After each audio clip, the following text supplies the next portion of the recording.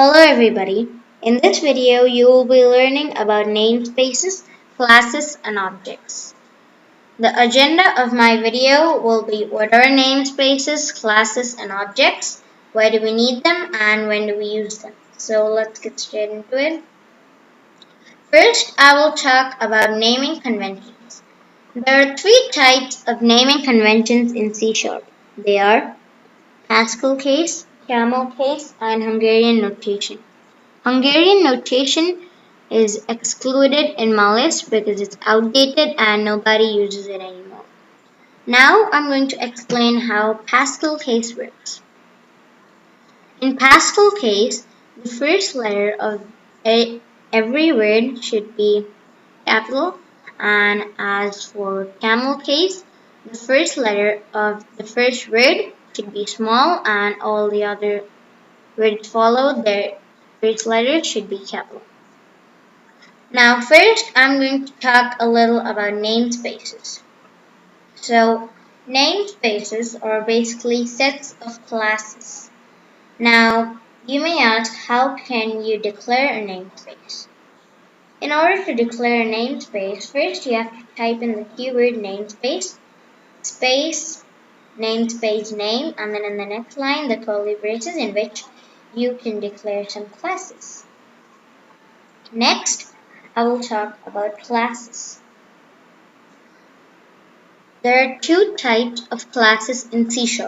They are instance classes and static classes.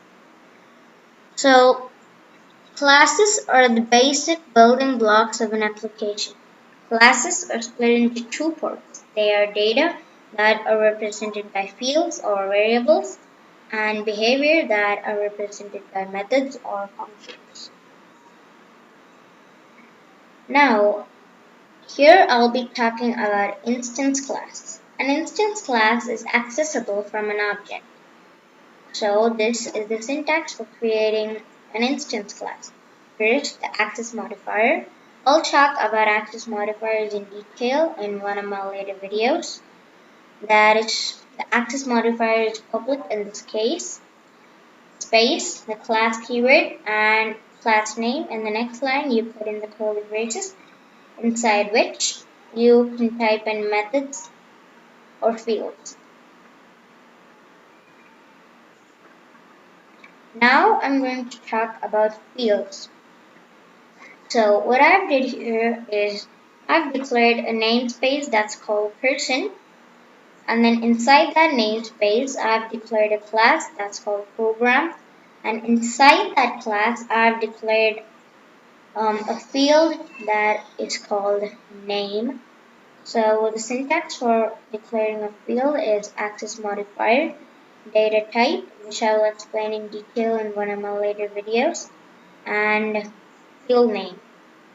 A namespace cannot directly contain members such as methods or fields.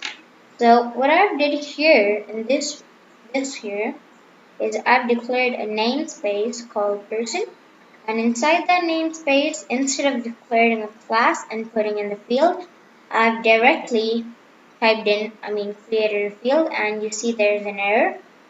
I'll even show you this in my Visual Studio demo. Next, we are going to talk about methods. So what I've did here is I've created a method called person. Access modifier, class. This is a class. I've created a class. So here is my method. So what I've did here is I've typed in the access modifier and then the return type, that is void in this case. Void means it doesn't return any value, and the method name. And these are parameters. So in this case it's string first name and string last name. So on the console, we are creating a console application. On the console, it writes a line saying full name and first name and last name of the user. A method can have a number of parameters with different data types. Now I'm going to talk about how you can declare an object. There are two ways of how you can declare an object. They are, first, we create objects to access some value in other classes. So in order to do that, you need to create an object. There are two ways of creating an object, like I said. The first way is to type in the class name and then the object name, assignment operator, the new keyword, the class name again, bracket and semicolon to end it off. The second way is a more easier way because sometimes your class name is too big and it's just difficult to type it in. So if that is true, then you can use this way of doing it. So first you have to type in var, the var keyword, and then the object name, assignment operator, new keyword, and then the class name, bracket, semicolon. Next, we are going to start talking about static classes. Now I'm going to show you how you can declare a static class. In order to declare a static class, first you have to type in the access modifier, then you have to type in the static keyword, then you have to type in the class keyword, then you have to type in your class name, and then in the next line you can put in the curly braces. So there's only one difference what you can see between a static class and an instance class for declaring them. So in the case of an instance class, we first type in the access modifier, then the class keyword, and then the class name. But for a static class, you have to type in the access modifier, the static keyword, the class keyword, and the class name. So all the members inside a static class must be static. So in this case here, I have declared a namespace called add2numbers, and inside that I've declared a static class, and inside that I've declared two fields. So you see there's an error, right? The field name has a red on the line that indicates that it has an error. And even in here,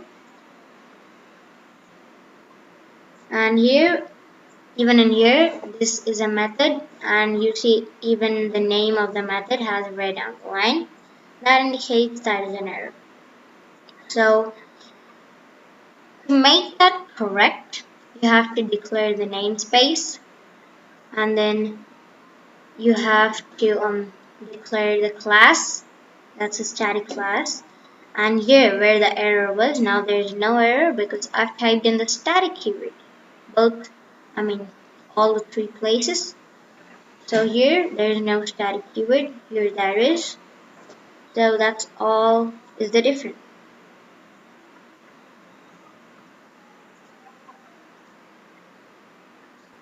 Now, to access a static class, you don't need to create an object.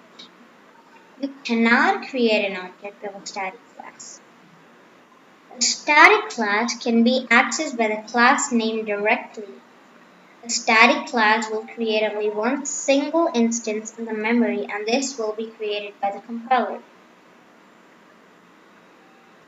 So here you can see that I've accessed the field called the first number just by the static class name, and even the field called second number by the static class name, and even the static method, just by the static class name. So, as I said, the static class will only create a single instance in the memory, and this will be created by the compiler. For example, you want to access